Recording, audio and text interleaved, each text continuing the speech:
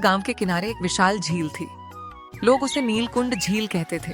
सदियों पुरानी, बेहद गहरी और चारों तरफ फैले बरगद, अर्जुन, इमली और आम के पेड़ों से घिरी हुई। बरसात के दिनों में जब झील लबालब भर जाती तो दूर से देखने पर किसी समंदर जैसी दिखाई देती थी। उसी झील के किनारे मिट्टी, बांस और फूस से बनी एक जर्जर झोपड़ी खड़ी थी। उसकी दीवारों में दरारें थीं और हर बारिश में छत जगह जगह से टपकने लगती थी। उस गरीबी और संघर्ष ने उसके बाल समय से पहले सफेद कर दिए थे।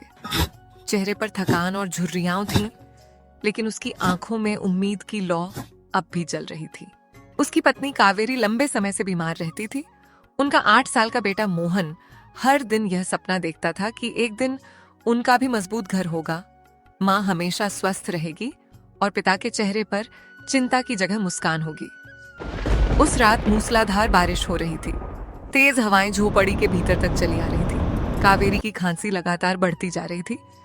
धर्मवीर ने आसमान की ओर देखते हुए मन ही मन कहा, जिसने सारी दुनिया को बनाया, अगर इस झील के किनारे मुझे भी कभी एक छोटा सा पक्का घर मिल जाए तो मेरे परिवार की सारी तकलीफें खत्म हो जाएंगी। हर साल यही बरसात हमारी परीक्षा लेती है। आखिर कब हमारी जिंदगी बदलेगी? उसने कोने में टंगा पुराना कपड़े का थैला देखा। उसमें कुछ सिक्के पड़े थे जो पूरे महीने की मेहनत के बाद बचे थे।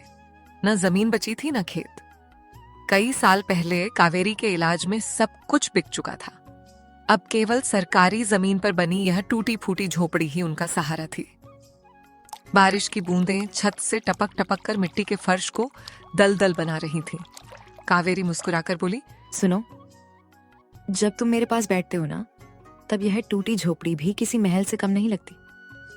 मुझे बड़ी बड़ी हवेलियां नहीं चाहिए, बस इतना चाहिए कि तुम हमेशा मेरे साथ रहो।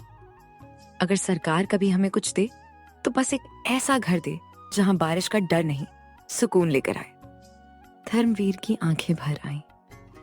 उसने मन ही मन प्रार्थना की, क्या गरीब के हिस्से में सिर्फ दर्द ही लिखा है? अगर मुझसे कोई भूल हुई हो तो उसकी सजा मुझे दे, लेकिन मेरी पत्नी और बेटे को बचा ले। वह कावेरी को सहारा देते हुए बोला। रात गहराती गई, बारिश और तेज होती चली गई। झोपड़ी की भीगी दीवारें धीरे धीरे कमजोर होने लगीं। रात लगभग 11 बजे अचानक तेज आंधी चली और पूरी छत उड़कर दूर जा गिरी। कुछ ही क्षणों में झोपड़ी पानी से भर गई। पुरानी रजाई भीगकर मिट्टी में सिमट गई। मोहन डरकर रोने लगा। धर्मवीर ने भीगते हुए आसमान की ओर देखा और बोला, चलो किसी से मदद मांगते हैं। शायद कोई अपने बरामदे का छोटा सा कोना दे दे। मेरी उम्र चाहे कम कर देना, लेकिन मेरी पत्नी को बचा लेना। इसने हर दुख में मेरा साथ दिया है। इसके हिस्से में भी थोड़ा सा सुख लिख देना।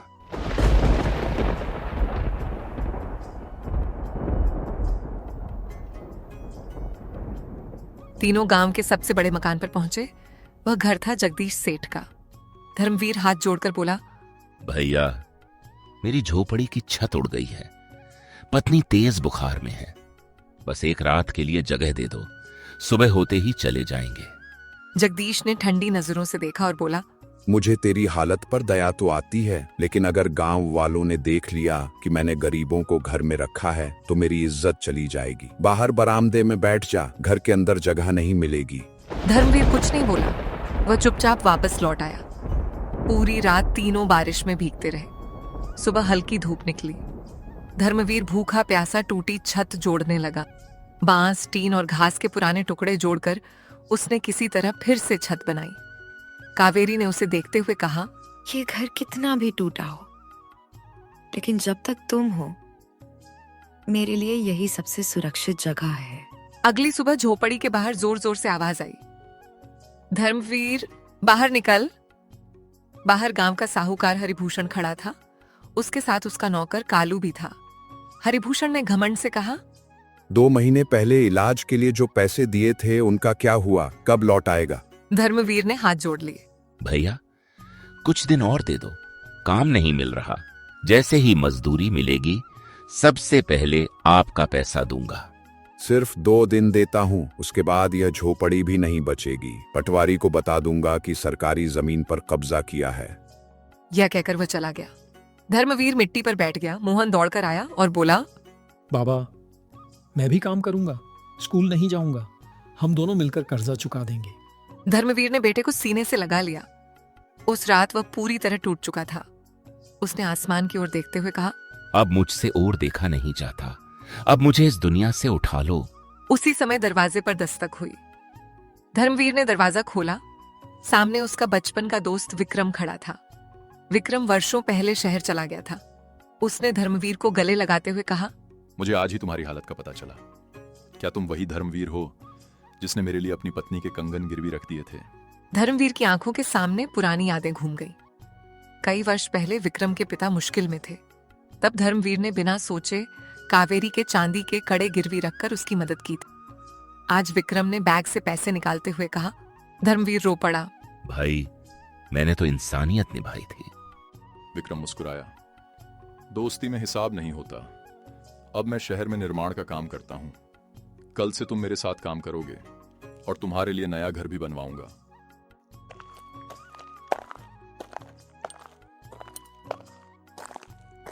अगले ही दिन धर्मवीर ने हरिभूषण का पूरा कर्जा चुका दिया।